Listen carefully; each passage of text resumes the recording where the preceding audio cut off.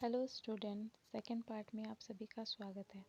देखिए, हम लोग पहले पढ़ चुके थे परमाणु क्या होता है और आ, उसकी आकार के बारे में पढ़ चुके थे कि वो कितने बड़े होते हैं। ठीक है, अब हम लोग पढ़ेंगे कि विभिन्न तत्वों के परमाणुओं के आधुनिक प्रतीक क्या है। ठीक है, हम आप लोगों को पहले कुछ कुछ मेन पॉइंट्स पढ़ा देंगे, फिर जैसे कि यहाँ पे कुछ कुछ है, जैसे कि हो गया डाल्टन का सिद्धांत वगैरह। ठीक है, कि उन्होंने क्या क्या कहा था। डाल्टन एक साइंटिस्ट था, तो वो सभी सारे चीज़ कवर कराएंगे। ठीक, तो सबसे पहले आप लोग ये देख लीजिए कि विभिन्न तत्वों के परमाणुओं के आधुनिक प्रतीक क्या हैं। ठीक है, तो सबसे पहले यहाँ पे देखिए चित्र 3.3। यहाँ पे क्या है, डाल्टन द्वारा सुझाए गए कुछ तत्वों के प्रतीक। तो यहाँ पे क्या है, डाल्टन एक साइंटिस्ट है जिन्होंने परमाणुओं की खोज की थी। ठीक है, जिन्होंने परमाणुओं के बारे में बताया था। ठीक है, कि परमाणु क्या होता है, और भी बहुत सारे नियम वगैरह दिए हैं। ठीक है, तो यहाँ पे क्या है, देखिए उन्होंने कुछ कुछ तत्व, जैसे कि हाइड्रोजन है, आप लोग देख पा रहे एक सर्कल है, मतलब एक गोला है, उसके बीच में एक बिंदु है। ठीक है, तो वो हाइड्रोजन का प्रतीक है। कार्बन है, तो कार्बन का जो है वो पेंसिल से जैसे शेड कर दीजिएगा आप लोग, तो शेडेड जैसा दिख रहा है, तो वो कार्बन का प्रतीक है। ऑक्सीजन में सिर्फ और सिर्फ O है।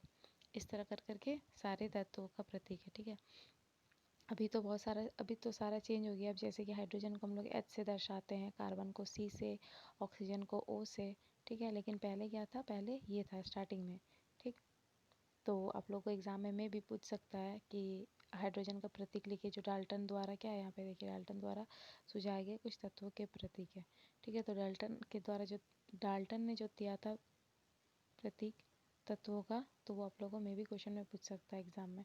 तो ये सारा आप लोग एक बार चेक कर लीजिएगा, ज़्यादा टफ नहीं। जैसे कि आयोडीन है, तो आयोडीन के लिए एक सर्कल है, देखिए सब में सर्कल ही है।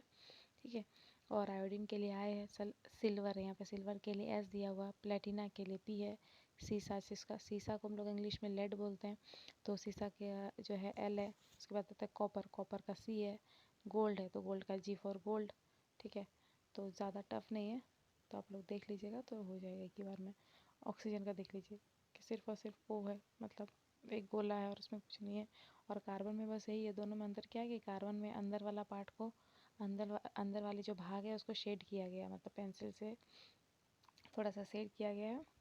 और ऑक्सीजन वाला में कुछ नहीं, सिंपल लिखा हुआ है। हाइड्रोजन वाला में सिंपल ही बिंदु। ठीक, चलिए अब हम लोग आ जाते हैं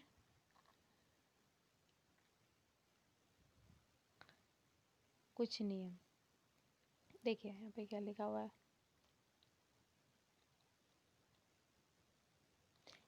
यहाँ जो एक वैज्ञानिक है, वैज्ञानिक एंटोनियो एल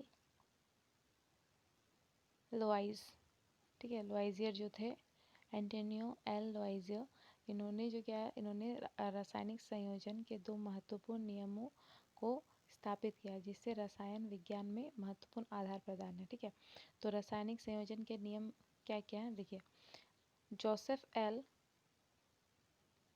प्राउड्स ने बहुत अधिक प्रायोगिक कार्यों के पश्चात रासायनिक संयोजन के निम्नलिखित दो नियम प्रतिपादित किए। ठीक है, तो ये जो साइंटिस्ट थे जोसेफ एलजी, इन्होंने क्या किया, बहुत सारे एक्सपेरिमेंट वगैरह किए। उसके बाद उन्होंने जो है कुछ नियम बनाया। ठीक है, कि ये जो परमाणु और अणुओं किस आधार पर होते हैं। ठीक है, तो पहला नियम था आपका द्रव्यमान संरक्षण का नियम।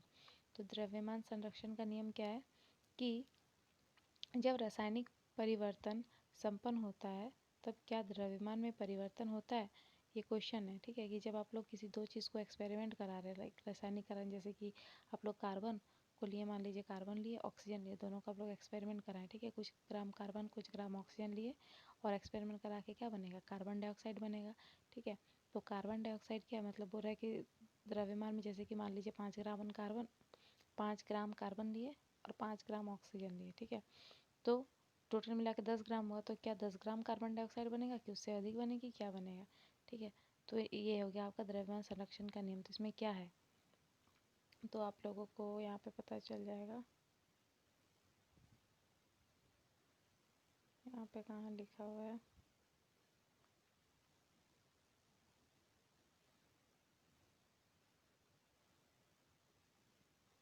बेरियम क्लोराइड इस्तेमाल